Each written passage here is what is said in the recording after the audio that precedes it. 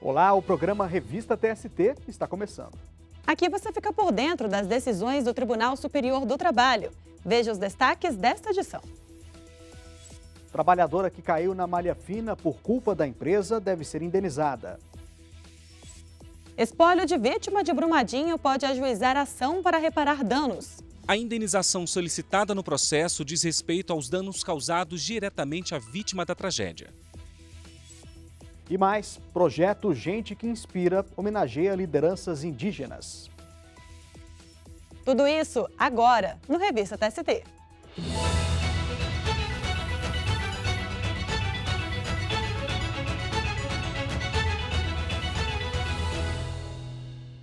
A gente começa a edição de hoje com o caso de um motorista que conseguiu anular um acordo assinado sob pressão da outra parte. A seção 2 de dissídios individuais do TST concluiu que o trabalhador assinou o documento sem que soubesse exatamente o que estava acontecendo. E para trazer os detalhes dessa história, a gente conversa agora com o repórter Rafael Oliveira. Oi, Rafael, conta pra gente do que se tratava esse acordo. Oi, Anderson. Oi, Luana. O acordo era para o pagamento de débitos trabalhistas vencidos, mas a transportadora só quitou algumas parcelas. O motorista então entrou com ação rescisória para anular o acerto. Ele disse no processo que a empresa o pressionou com o argumento de que iria fechar as portas e, para receber as verbas rescisórias, ele precisaria assinar o papel.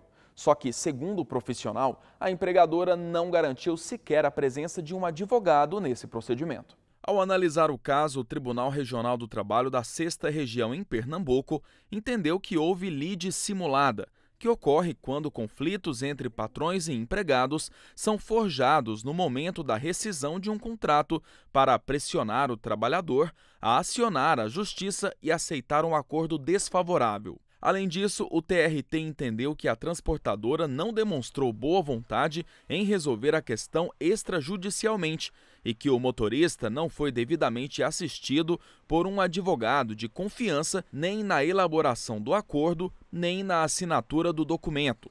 Com isso, a homologação foi anulada. O caso chegou ao Tribunal Superior do Trabalho. Na seção 2 de dissídios individuais, o relator foi o ministro Amaury Rodrigues. Na avaliação dele, as provas demonstram que o empregado não foi representado por um profissional da advocacia que o orientasse sobre os benefícios e prejuízos da transação. O ministro lembrou que a validação de acordos extrajudiciais foi atribuída ao Poder Judiciário pela reforma trabalhista para dar credibilidade a negócios jurídicos entre particulares. Ainda na visão do relator, é aconselhável que o juiz ouça diretamente as partes envolvidas para só depois decidir sobre a homologação do acordo. No caso, porém, não houve audiência e o papel do juiz se restringiu à análise dos aspectos formais em um procedimento que enfraquece uma medida criada exatamente para valorizar a vontade das partes. Além de rejeitar o recurso da empresa por unanimidade, a SDI 2 anulou o acordo e determinou o envio de ofícios à Ordem dos Advogados do Brasil e ao Ministério Público do Trabalho em Pernambuco para que sejam adotadas as providências cabíveis. Não cabe mais recurso. Anderson, Luana, volto com vocês. Obrigado, Rafael. Bom trabalho para você. Muito obrigada pelas informações, Rafael. E vamos falar de produtividade, Anderson, porque o Tribunal Superior do Trabalho julgou em 2023 quase 500 mil processos, mais precisamente 494.724 casos, um recorde na história da Corte. Em relação a 2022, foram 11,7% mais julgamentos. O número faz parte do recém-divulgado relatório de gestão integrado de 2023. Exatamente, Luana. Outro dado que vale a pena a gente destacar é que o tribunal analisou mais processos que recebeu ao longo do ano. Foram 457.819 processos recebidos em 2023. O TST superou em quase 10% a meta de produtividade estabelecida pelo Conselho Nacional de Justiça. O relatório completo está disponível para consulta pública e você pode acessar pelo QR Code que aparece aqui na tela. Vamos agora para um breve intervalo e, a seguir, trabalhadora que caiu na malha fina por culpa da empresa deve ser indenizada. É daqui a pouco.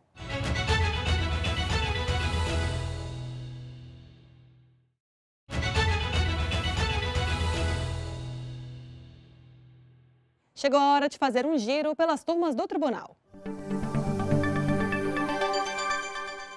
Com o uso dos aplicativos de mensagens, como o WhatsApp, cada vez mais em alta, todo cuidado é pouco com o que se envia, né, Luana? Afinal, tudo o que a gente fala fica registrado no telefone celular.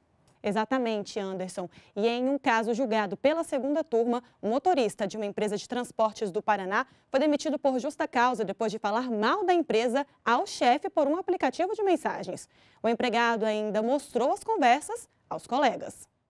O colegiado manteve decisão que reconheceu ter havido falta grave, ficando afastada a estabilidade no emprego do motorista, que era dirigente sindical. A consolidação das leis do trabalho prevê a garantia de emprego a dirigentes sindicais. Segundo a CLT, é vedada a dispensa de empregado sindicalizado ou associado a partir do momento do registro da candidatura a cargo de direção ou representação até um ano após o final do mandato. A dispensa só é admitida em caso de falta grave devidamente apurada, situação que enseja a demissão por justa causa. O motorista tinha estabilidade no emprego até 2023, mas foi dispensado 4 anos antes. Em juízo, a transportadora pediu o reconhecimento judicial de 3 faltas graves para embasar a justa causa.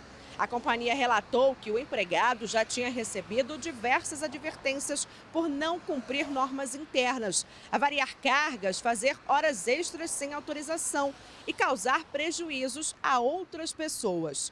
Além disso, trocava mensagens virtuais com termos ofensivos, afrontava o chefe e dizia que tinha vergonha de trabalhar na empresa. O Tribunal Regional do Trabalho da 9ª Região no Paraná manteve a sentença de primeiro grau, que confirmou a justa causa. Além das provas apresentadas pela empregadora, o TRT destacou que o profissional tinha histórico de repreensões formais por descumprir obrigações. O trabalhador tentou reverter a decisão no Tribunal Superior do Trabalho. No recurso, ele reconheceu que a conduta foi reprovável, mas não foi praticada de má-fé, nem acarretou prejuízos à empregadora. A relatora do recurso na segunda turma, desembargadora convocada Margarete Rodrigues Costa, não acolheu as justificativas. Para a magistrada, a gradação das penalidades foi aplicada pela transportadora, que tentou corrigir a conduta do motorista com as punições de advertência e suspensão. O colegiado seguiu o entendimento da relatora e decidiu, por unanimidade, manter a demissão do dirigente sindical por justa causa. A decisão transitou em julgado, ou seja, não cabe mais recurso.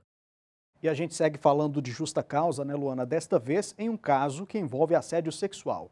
A prática é considerada falta grave. A terceira turma manteve a dispensa de um motorista da Coca-Cola no Espírito Santo que assediou sexualmente uma empregada de uma empresa cliente. O julgamento desse caso, Anderson, seguiu o protocolo do Conselho Nacional de Justiça com base em perspectiva de gênero.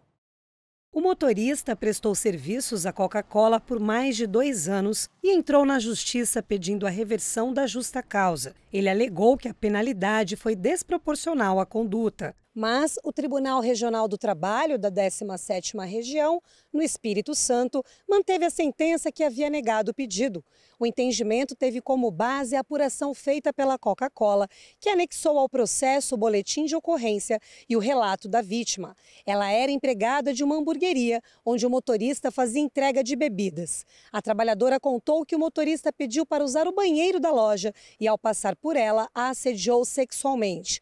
Os fatos foram confirmados por testemunhas. Ainda segundo o TRT, o fato de não ter havido punição na esfera penal, porque a empregada não compareceu à audiência, não afasta a falta grave, motivadora da dispensa por justa causa. A relatora do agravo do motorista na terceira turma do TST foi a desembargadora convocada Adriana de Sena Orsini. Ela assinalou que a vítima havia denunciado a prática de assédio e que a versão foi coerente com as provas presentes nos autos. A magistrada ressaltou que as decisões das instâncias anteriores estão de acordo com as recomendações do protocolo para julgamento com perspectiva de gênero do Conselho Nacional de Justiça para os casos que envolvem situações de assédio sexual. O ministro José Roberto Pimenta concordou com a relatora. A questão tem que ser realmente destacada pela importância da matéria e pelo cumprimento que estaremos dando à resolução do CNJ, que determina que os julgamentos agora se façam com a perspectiva de gênero. A decisão foi unânime e ainda cabe recurso. O rompimento da barragem do Córrego do Feijão, em Brumadinho, em 2019, foi considerado o maior acidente de trabalho do Brasil e o segundo maior desastre industrial do século. Esse acidente, Anderson, foi ainda um dos maiores desastres ambientais da mineração no país, depois do rompimento da barragem de Mariana, também em Minas Gerais. A Justiça do Trabalho, inclusive, julgou vários processos relacionados às tragédias. Em um deles, a sexta turma reconheceu a legitimidade do espólio de um operador que morreu no acidente em Brumadinho para solicitar reparação de danos causados diretamente ao trabalhador. Morto no rompimento da barragem do Córrego do Feijão, na cidade mineira de Brumadinho, o operador de equipamentos trabalhava há quase 10 anos para a Vale. A indenização solicitada no processo diz respeito aos danos causados diretamente à vítima da tragédia. Nesse caso, a reparação pode ser transmitida aos herdeiros, como entendeu a sexta turma do Tribunal Superior do Trabalho. A ação trabalhista foi ajuizada pela esposa do empregado, que é a inventariante responsável pelo espólio, ou seja, o conjunto de bens ativos deixados pelo marido. O objetivo era obter a reparação dos danos diretamente causados a ele pela perda da própria vida. O homem tinha 34 anos e deixou um filho com apenas 3 anos na época. Um dos argumentos da mulher no processo foi que a Vale era comprovadamente culpada pelo rompimento da barragem e até então estava impune e isenta de responsabilidade pela morte do marido. O Tribunal Regional do Trabalho da Terceira Região, em Minas Gerais, manteve a sentença que havia extinguido o processo. O entendimento foi que o espólio não era parte legítima para apresentar a ação. Segundo o TRT, os titulares seriam os herdeiros, que deveriam ajuizar ações em nome próprio. No Tribunal Superior do Trabalho, a relatora do caso na sexta turma foi a ministra Kátia Arruda. Ela observou que a morte do trabalhador no rompimento da barragem demonstrou a precariedade da segurança oferecida no local. A relatora destacou que, nessa circunstância, o TST tem entendido que a culpa da empregadora é presumida e a reparação dos danos sofridos se incorpora ao patrimônio jurídico da vítima. Sendo assim, no caso da morte do titular, o espólio representado pelo inventariante tem legitimidade para apresentar a ação. A ministra citou a súmula 642 do Superior Tribunal de Justiça. A interpretação do STJ é que o direito à indenização por danos morais transmite-se com o falecimento do titular, possuindo os herdeiros da vítima legitimidade ativa para ajuizar ou prosseguir a ação indenizatória. Por fim, a relatora ressaltou que a discussão nesse julgamento da turma diz respeito apenas à legitimidade do espólio. Segundo ela, a procedência ou não do direito à indenização pretendida é assunto que diz respeito ao mérito da causa. Com a decisão unânime, o caso retorna ao Tribunal Regional do Trabalho da Terceira Região. A Vale entrou com embargos declaratórios ainda não julgados. Em São Paulo, uma promotora de vendas de uma empresa de investimentos caiu na malha fina por culpa da empregadora e acionou a Justiça do Trabalho. O processo foi julgado pela 8ª turma. O repórter Daniel Vasquez tem os detalhes pra gente. Oi, Daniel, qual foi o entendimento da turma? Oi, Luana. Oi, Anderson. O colegiado entendeu que a empresa cometeu ato ilícito ao não informar a Receita Federal o imposto retido na fonte. A 8ª turma do TST considerou ter havido ofensa à dignidade da trabalhadora, que teve o nome incluído na malha fina. Na reclamação trabalhista, a promotora de vendas disse que a conduta da empresa ao não informar o imposto retido gerou inconsistências na declaração anual. Como consequência, a restituição ficou retida e ela caiu na malha fina. Por isso, não pôde realizar negócios que dependessem do documento. A trabalhadora alegou ainda que o ato causou danos à honra e à imagem dela. Quando analisou o caso, o Tribunal Regional do Trabalho da 2ª Região em São Paulo reformou a sentença de 1º grau que havia condenado a empresa a indenizar a profissional em R$3 mil. O TRT afastou a gravidade do fato por entender que qualquer pessoa pode passar por processo de fiscalização tributária sem que isso implique atingir os direitos de personalidade. O regional observou que o equívoco foi prontamente corrigido sem que gerasse maiores desconfortos à trabalhadora. O caso chegou ao TST. O relator na 8ª turma, ministro Sérgio Martins, aceitou o recurso da empregada. O entendimento foi que a empresa cometeu ato ilícito ao deixar de cumprir corretamente uma obrigação. Ainda de acordo com o ministro, por omissão da empregadora, a promotora foi autuada pela Receita Federal e alçada à condição de devedora do fisco, o que resulta em ofensa à dignidade. A decisão foi unânime e não cabe mais recurso. Eu volto com vocês no estúdio. Tá certo, Daniel. Muito obrigada pelas informações e até a próxima. E logo após o intervalo, o projeto Gente que Inspira homenageia lideranças indígenas. A gente volta já.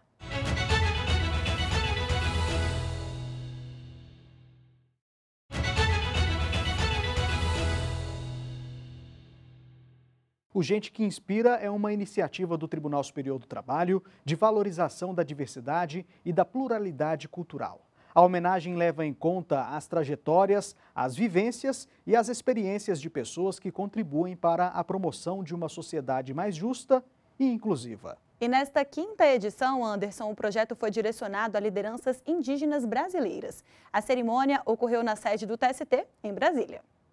Célia Chacriabá, Joênia Wapitiana, Raoni Metuquitiri e Uruba Pataxó, lideranças que marcaram a história de luta por reconhecimento dos povos originários.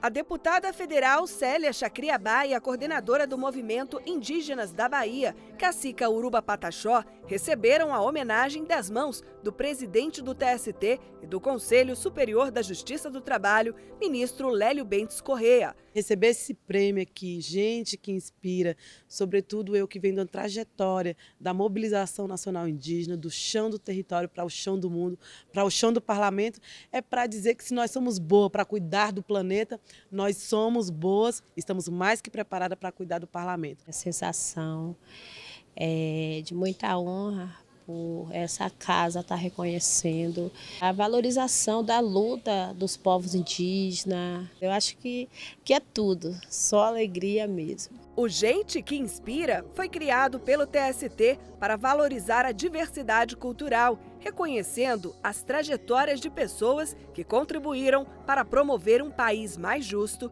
e igualitário. É fundamental que nós homenageemos essas pessoas que tanto se destacam e que dedicam as suas vidas à promoção desses direitos dos povos originários brasileiros tão fundamentais para que nós tenhamos uma sociedade verdadeiramente plural e democrática. O cacique Raoni Metuquitiri, líder indígena da etnia Kayapó, reconhecido mundialmente, e Joênia Wapitiana, primeira mulher indígena a presidir a FUNAI, a Fundação Nacional dos Povos Indígenas, não puderam comparecer, mas tiveram as trajetórias destacadas na solenidade. Gente que inspira é gente que ajuda a sustentar o planeta. E temos novidade, né, Luana? Já está no ar a nova temporada do podcast Trabalho em Pauta. Os episódios têm como foco as oportunidades de emprego para grupos minoritários. E o primeiro episódio, Anderson, fala justamente da participação de pessoas indígenas no mercado de trabalho. A editora e apresentadora do podcast, Luma Soares, traz mais informações para a gente. Oi, Luma, como está a programação da nova temporada? Olá, Luana, Anderson. Oi, pessoal. Estamos de volta.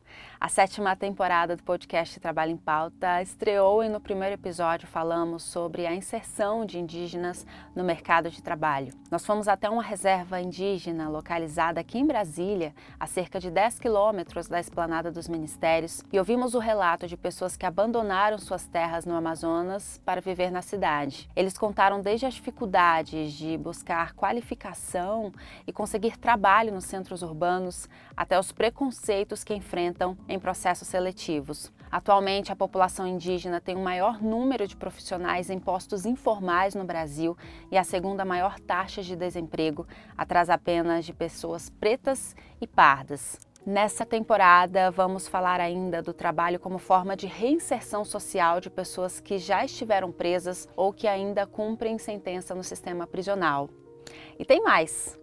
Outro tema de destaque está ligado à tecnologia. Dubladores brasileiros estão fazendo uma campanha para pedir a regulamentação do uso da inteligência artificial, que, claro, está impactando de alguma forma o trabalho desses profissionais que dão voz a muitos personagens icônicos que fizeram parte da nossa infância. E em ano de Olimpíada, a gente está preparando um episódio bem legal sobre pessoas que trabalham durante os Jogos Olímpicos.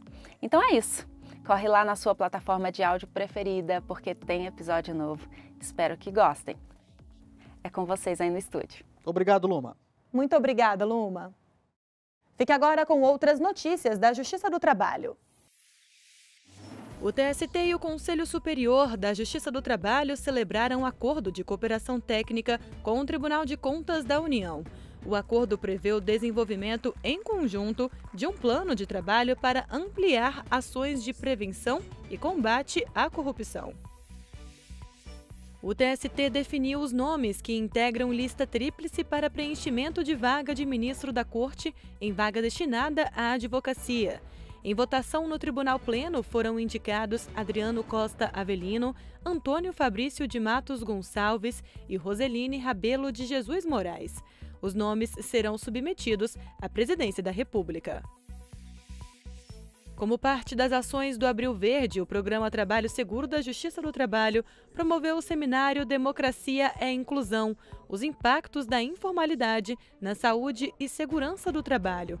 Foram debatidos temas como o trabalho informal no mundo e os impactos da ausência da previdência e seguridade social nesse tipo de ocupação.